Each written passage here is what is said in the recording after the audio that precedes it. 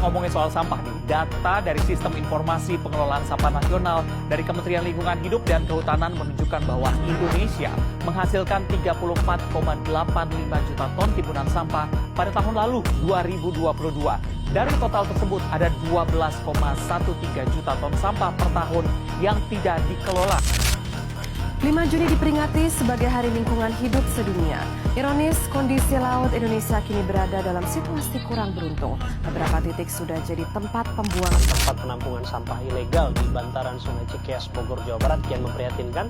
Tumpukan sampah menggulung hingga meluber ke aliran sungai yang menjadi batas wilayah Kabupaten Bogor dan Kota Bekasi.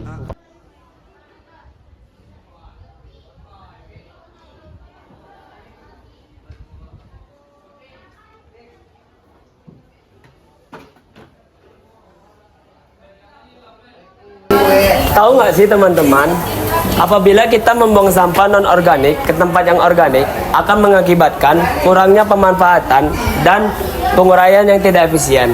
Karena sampah organik yang sebelumnya bisa diurai menjadi kompos, itu tidak bisa terurai dan sulit terurai akibat penyatuan sampah non-organik ke tempat yang organik.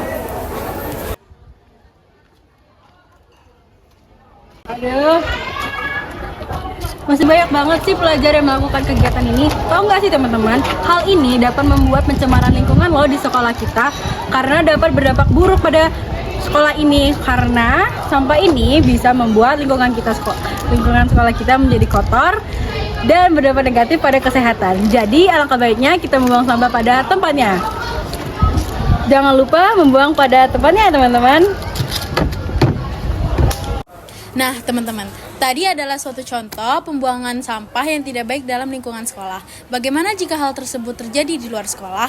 Berikut adalah cuplikan pembuangan sampah yang ada di laut.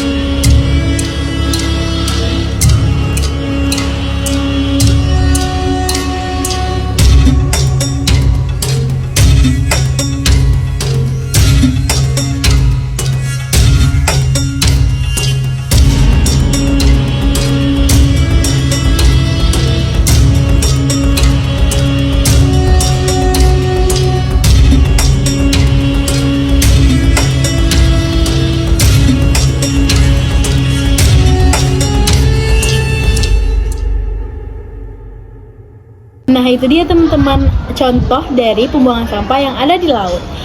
Tahu nggak sih, hal tersebut bisa menyebabkan pencemaran lingkungan dan merusak ekosistem yang ada di bawah laut. Selanjutnya, pencemaran di lingkungan gunung maupun hutan. Nah, sekarang lagi viral-viralnya loh orang mendaki gunung, tetapi hal itu dapat berdampak negatif juga di lingkungan sekitar gunung maupun hutan. Nah, berikut adalah cuplikannya. Inilah kondisi pos 4 Gunung Lawu via Cemoro Kandang yang penuh dengan sampah. Bahkan kami yang 11 orang tidak mampu membawa sampah turun sehingga kami... Nah, tadi adalah salah satu cuplikan pencemaran yang ada di gunung maupun hutan.